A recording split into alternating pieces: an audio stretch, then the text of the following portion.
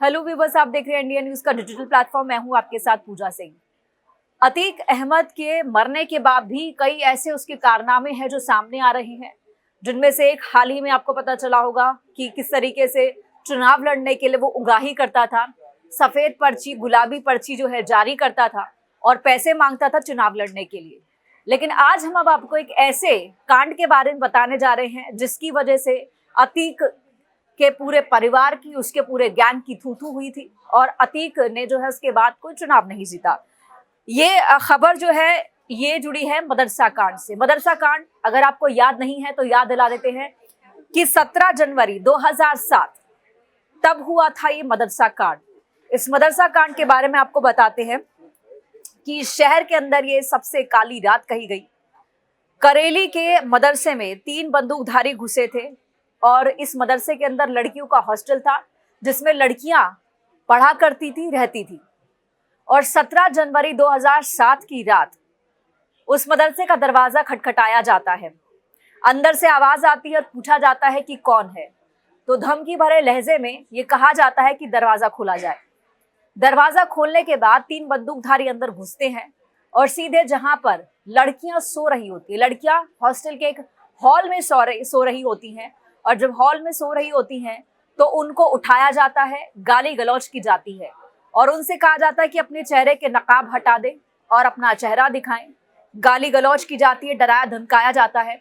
ऐसे में वो लड़कियां अपने चेहरे का नकाब हटाती हैं और उस समय इन लड़कियों को देखा जाता है, उनमें से 2 नाबालिग लड़कियों को ये 3 बंदूकधारी उठा कर ले जाते हैं और उनके साथ पूरी रात दुष्कर्म होता है और सुबह उन्हें मदरसे के बाहर लाकर लहूलुहान स्थिति में फेंक दिया जाता है।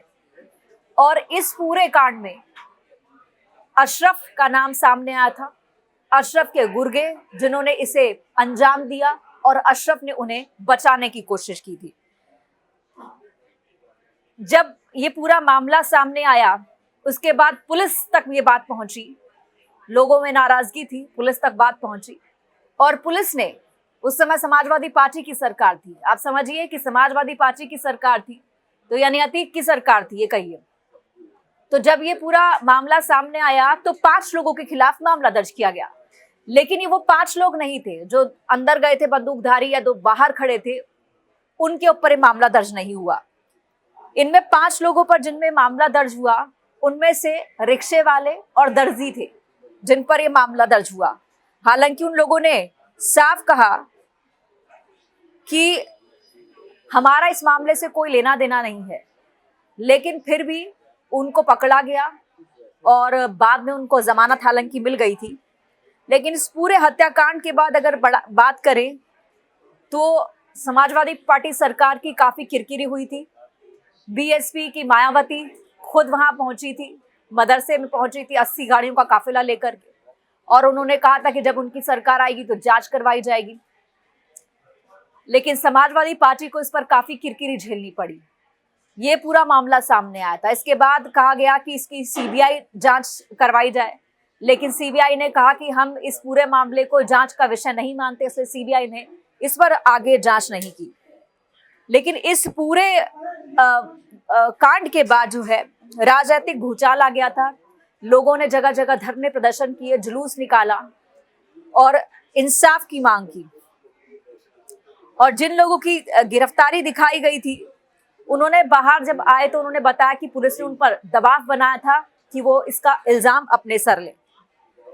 और मायावती ने भी हालांकि इसकी जांच की मांग की थी, बात कही थी कि उनकी वो जांच करवाएंगी। और जांच की अगर बात करें तो इस पूरे मामले में अब तक कोई ठीक से दुरुस्त जांच नहीं हो पाई है। इंसाफ की आवाज अभी भी जो है नहीं पहुंची है ऊपर तक, और जो न्याय की गुहार लगाने वाले हैं वो अभी भी जो है न्याय की गुहार ही लगा रहे हैं। इस पूरी खबर पर आपकी जो भी राय हो जरूर बताइएगा। Thank you so much.